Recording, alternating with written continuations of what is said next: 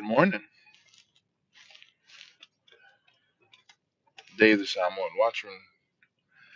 Man, I've been trying to make so many videos.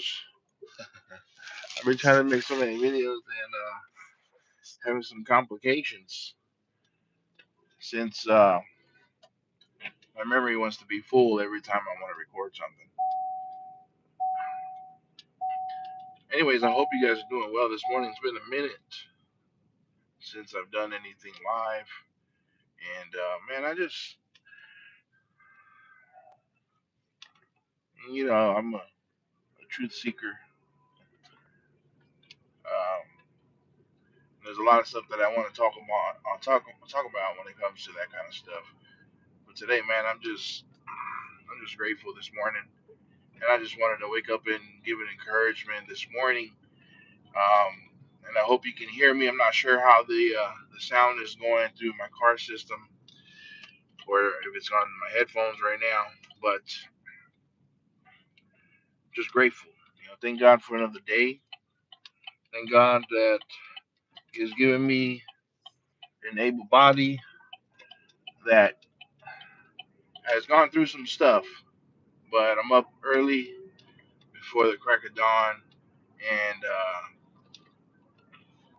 on my way to pick up my first student for the morning. I have a couple today, a few today, but a couple this morning. And I'm just grateful for where I'm at in life because, I mean, there's a lot of things you can complain about. There's a lot of things that I can worry about if I want to focus on it. But life is good, man. God is good. And I just wanted to come up here today on my ride to work, and just remind everybody, man, just to be grateful. And I know some of you guys that pop up in my chat or in the comment section that have gone through some stuff, man. And my heart goes out to you. And if you are going through anything, uh, the issues of life, I just want to say, man, that just count your blessings. Don't forget to do that. It's a good way to encourage yourself.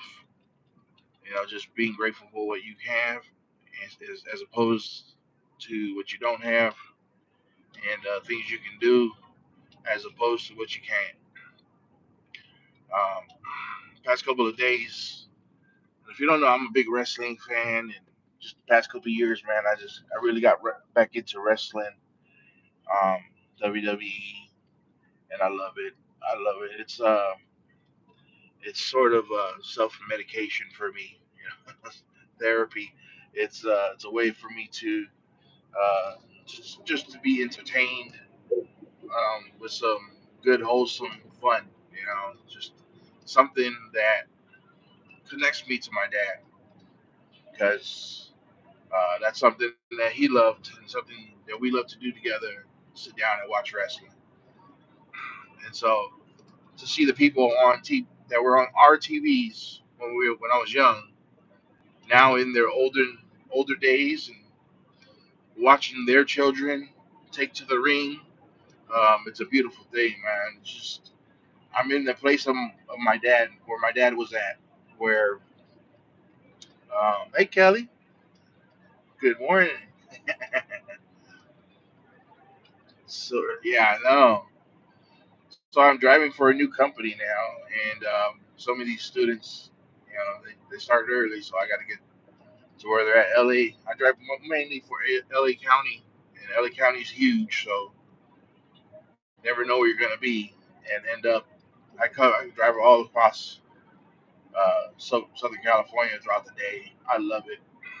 I love it. It's such a rewarding thing, and that's another thing that brings me to gratitude because picking up these kids, some of them are just regular kids whose parents are busy, and so they need safe transportation to school.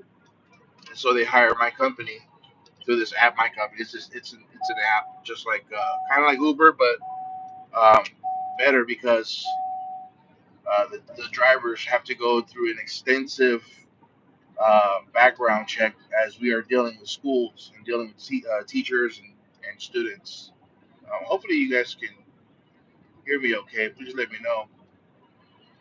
But yeah, I had to go through the whole process, clearing backgrounds and all that stuff. And you do with Uber as well, but this was a little more extensive due to the fact that I'm picking up children, and some of these children are in programs. And again, they bring me to gratitude because some of these kids are just normal kids whose parents are busy, too busy with the work schedule to take their children to work, and so this works out for them where they're able to arrange for uh, a certified driver to come and be their primary driver for their children and get them to school. Sometimes it's across county, so that could be a half hour drive, it could be an hour drive, never know. And in the afternoons, the traffic and everything, it's just especially in the LA area, like Los Angeles, the city itself, very dangerous to drive. People are just ruthless on the road. But some of these kids are in foster programs. They don't really have their parents around. They deal with a social worker and foster parents, foster temporary living. Some of these kids are homeless and they're in some sort of a dorm, but the state has a hold of them and they'll arrange with us. And so we work along with the schools and along with DCHF, FH, I forgot, Department of Children and Family something services, DCFS, I think. So we work with them. They arrange the rides, and we pick from the day what we can do. Which kids we can pick up and try to get them all in line, so where I'm not scrambling around zigzagging through LA County, but rather pick up from Hollywood, drop off in Alhambra, pick up from Alhambra, drop off to Whittier, that kind of deal. Try to link them close together, but just these kids, man. And I've been through a situation where my parents were separated, and we moved across state to Sacramento and San Jose. And I've been in a situation where my parents divorced, and I've been in a situation where my best friend went to prison with his parents, and his younger siblings were put into a foster system until my family was able to get them and take care of them as temporary housing. And so just knowing, hey, good morning. I'm sorry, I can't read anymore. My vision is not terrible. John, is it John Mooseman or is John Miller? I can't tell it. I can't read it clearly. But good morning to you. Um, yeah, I've been in the foster system, not myself, but working with children before, and I see how crazy it is. See a house that is housing 6 children or so, and the things that go on. It's not the best situation for these kids. So when I'm able to be a driver for these guys and spend half an hour to an hour on the road with them, I have an opportunity to be a good role model to them and uh, talk to them and just kind of uh, give them a little bit of hope. Just encourage them with their schoolwork or anything that they're struggling with, or if they're having trouble with their workers, they don't want to deal with their workers. And I just Mooseman, there you go. I can see that part. My vision has declined throughout the past year. I gotta say. Um, so I'm waiting to see if I can get some glasses. Your boy getting old, but good to see you guys. But yeah, just seeing these kids and what they go through, and you can't help but be grateful for having a family, strong family structure. That I have my children with me, and I'm able to take care of them. That I have my wife, and I have my family members, in-laws. It's sometimes I wish things were different, but at the same time, I'm grateful for who I have around me at the moment. You know, there's um there's some podcasters who I've been listening to, wrestling podcasters, and one of them lost his job, and he's on the podcast, and he goes live like 3 4 times a week, and he's like, This might be the last time you see me sitting in this chair. I feel for the guy because I just went through that where this company just dumped me uh, and told me I can't live in California anymore if I want to work for them. So it is what it is. When you're in a situation like that, you can't help. You just gotta fight and find something else, find another way. And for a couple of weeks there, I was getting a little scared, and but I was putting on a straight face, and I just kept speaking encouragements. And it was New Year's, and people were going over resolutions for the year and what they want to do, what they want to see for the year. And I just said that I just want peace. That's all I want. I just want peace. I don't need $1 million. I don't need my Rolls Royce Phantom or my Bentley Mulsanne. I mean, that'd be nice, to have a $300,000 car. But really, I want peace, peace of mind, peace in my soul that all my needs are met. That's it. I just want to make sure that whatever it is that I need and my family needs, we're able to make sure that it happens. Just putting food on the table. And I know people can say, well, you can have more. Of course you can. Anybody can go get more. But I just want peace, man. That's it. I don't need anything more than that. I'm happy just being at peace, knowing that I'm working and making enough to provide for what my family needs. And now that my children are getting into sports, I have a lot of respect for parents who put their children in sports. I used to scoff at it, which I know there's some parents who live vicariously through their children and everything. But my kids, they're really just filled with joy, man. Just to go to wrestling practice, they love it. They love the interaction, the competition. They love the sport, and it brings joy to my heart to be able to see them do that. So sometimes, because I went through a couple of weeks with no, or a couple of months with no income, things had to be moved to the side to take care of other, you gotta have to prioritize bills. But before I get to my destination, and I have to end this live stream, um, it was who acknowledgement is a big thing. Yes, John, absolutely.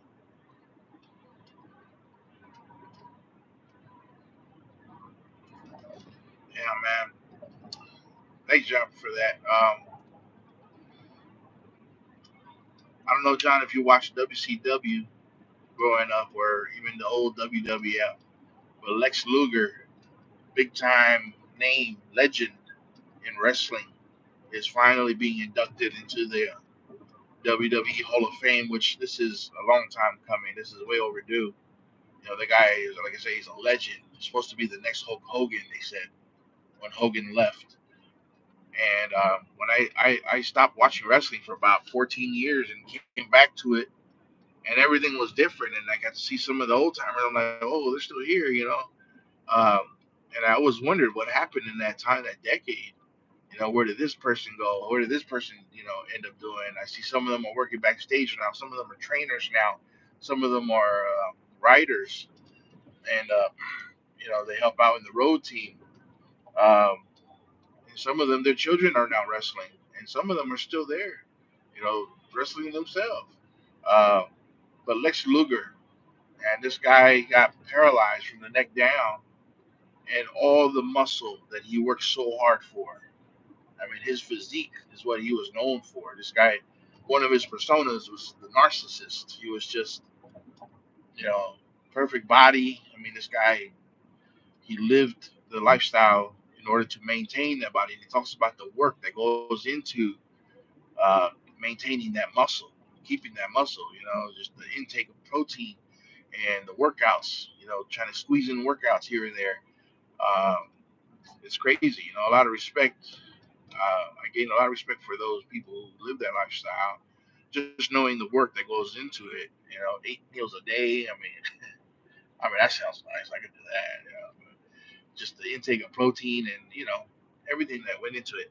But to see him now, You know, he goes to bed and wakes up and he's paralyzed from the neck down and can barely breathe because again his whole body went into paralysis. It was a spine injury, but to see him now, I didn't know that he was in a wheelchair all these years. You know, went to prison, came back. Well, before the paralysis, but he was in prison. He lost his family because he was on this drug rampage, um, and now he lost his career. He can't wrestle no more. And to see how he is now, and by the way, he's fighting back for his mobility. He's gaining use of his arms and shoulders back now, and now he's able to stand. It's an amazing thing, and he's hoping WrestleMania is coming up in a couple months. He's hoping that he'll be able to walk to that stage, and what a transformation! And it's just so inspirational to see what he's going through. And I was so inspired. I'm gonna put this in my next sermon, man, because I was just you can't help but sit and take a moment to be grateful for what you have. He talked about losing his wife and children because of his decisions with drugs. He talked about losing all the muscle that he worked so hard for, that he didn't recognize himself. When he looked in the mirror and he was like, "Who's that skinny guy?" And he realized it was a mirror he was looking at. uh, and today he's born again. He attributes all his peace of mind and his success as gaining mobility. He attributes it all to one of his best friends, but just grateful. He's always God for allowing him the opportunity to continue to live because he just kept looking, asking God, like, why am I alive? I can't wrestle no more. I can't perform anymore. What good am I? And his best friend Sting, Sting from WCW, that was his best friend, told him, like, man, if you didn't know God and you hadn't established a relationship with him yet, the way that you are personally, you would have killed yourself. Just the fact that you were in that position where you lost all your mobility, and that's pretty crazy. And he says that his relationship with Jesus Christ is what saved him. And so every day he's on Twitter. That's his only social media, just posting quotes of gratefulness. And I just wanted to share that message today, just to be grateful where we at. I know some of us deal with illness, some of us are dealing with financial issues, relational issues. I mean, whatever it is you got going on, be grateful. Be grateful that you have a life, to deal with all these issues. Yes, but at the end of the day, man, no matter what, God is good, and there's a lot to be thankful for. You just gotta look, and if you don't see anything to be grateful about, you're being lazy. You're not looking hard enough. Um, reminds me of my son. I'll tell him, go get the crunchy super chunk peanut butter. I love the peanut butter. And he'll run in the kitchen and come back like there's nothing. Like, this kid is known for running in and acting like he looked, but really he didn't. And I'll send my daughter, and she'll 100% she'll find it. It's you really gotta look. If you don't know uh, anything to be grateful about, message me. I'll find something for you to be grateful for.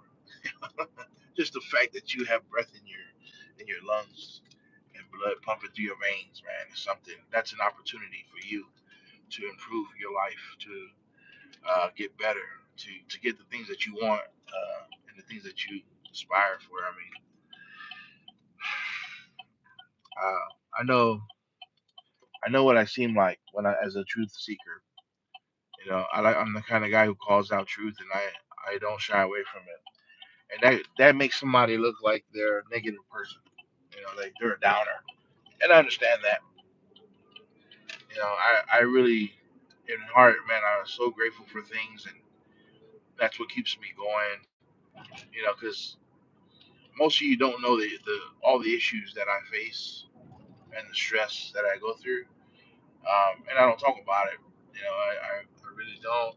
Uh, but there's a lot. There's a lot to deal with, and I think any lesser man would have given up. But I have tough skin, and that's because in my mind and in my heart, I'm always grateful for everything I've gone through. I mean, if you really need some inspiration to press on through your current tribulations or whatever it is that you're facing, just look back. Look back at what you've gone through. When you see what God has taken you through, that'll give you the strength to press on and say, man, he did it for me before and he can do it again. Anyways, I had to go live because I got no more room on my phone. There's no more space on my phone to do anything. So um, that's my encouragement for this morning. Maybe I'll start doing these more often since my phone doesn't want to cooperate. But yeah, sorry, just getting distracted in this parking lot. I'm trying to figure out how to navigate through. Anyway, looks like it's gonna be a good day. Almost spilled my coffee. um, Hope you guys are doing well, and I just pray that you find peace in your life, and just remember, there's always something to be grateful about. You just gotta look harder. All right, guys. Thanks for tuning in, you guys. Anybody who comes across this later on, just have a wonderful day, and I'll be seeing you soon.